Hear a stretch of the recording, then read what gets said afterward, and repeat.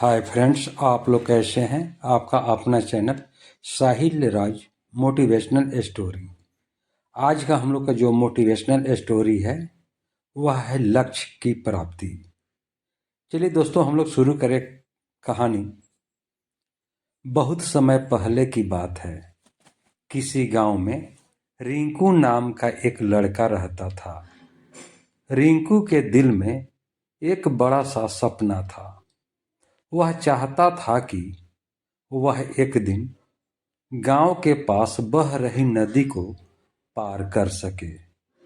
वह सपना छोटा था, लेकिन रमेश के लिए यह बहुत बड़ा महत्वपूर्ण था।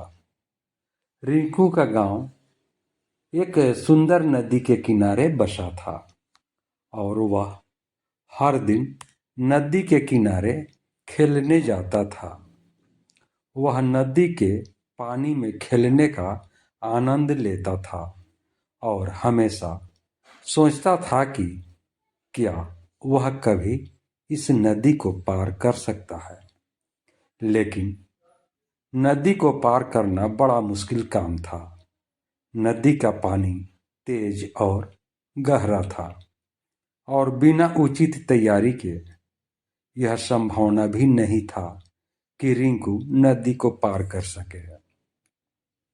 रिंकू के दोस्त उसे हंसते हंसते कहते, तू नदी को पार करने की कोशिश क्यों कर रहा है? यह तो असंभव है।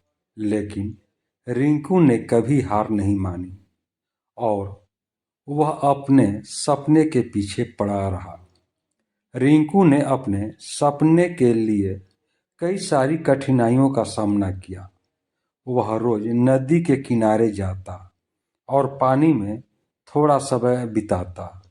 धीरे धीरे समय बिताने से वह नदी के पानी के साथ ज्यादा परिचित हो गया। साथ ही उसने अपनी तैरने की क्षमता को और भी बेहतर करने का प्रयास किया।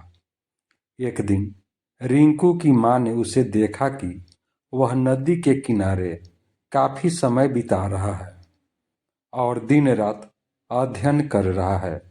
माँ ने उससे पूछा, रिंकू, तुम इतनी मेहनत क्यों कर रहे हो? क्या तुम्हारा कुछ बड़ा करने का सपना है?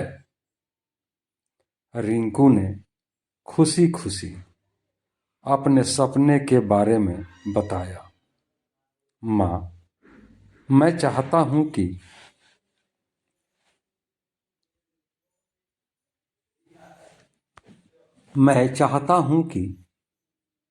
मैं नदी को पार कर सकूं।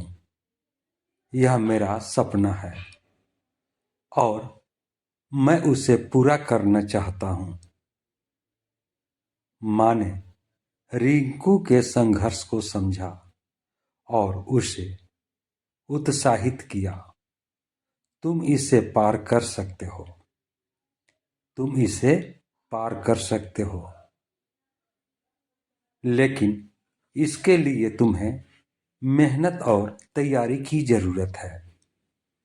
रिंकू ने अपनी माँ की बात सुनी और उसने अपने सपने के लिए और अधिक मेहनत करने का निश्चय किया और वह रोज नदी के किनारे जाता और पानी के जल की तेजी को महसूस करता, जैसे कि वह उससे दोस्ती कर रहा हो।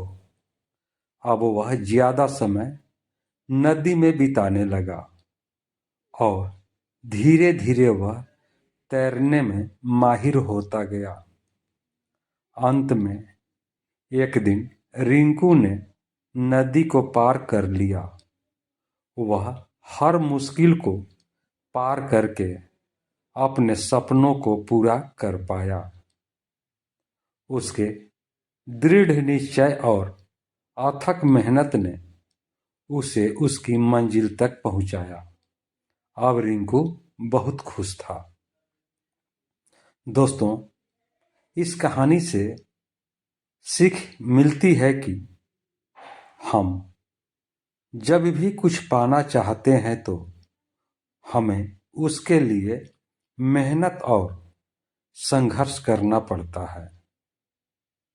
हमारे सपनों को पूरा करने के लिए हमें तय की गई मंजिल की ओर कदम बढ़ाना होता है और अगर हम मेहनत करें और निरंतर प्रयास करें तो हम किसी भी मुश्किल को पार कर सकते हैं।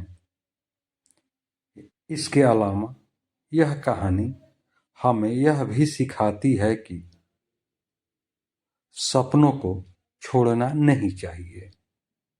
दोस्तों, यह एक छोटी सी मोटिवेशनल कहानी आपको कैसी लगी? कहानी को लाइक करें, शेयर करें।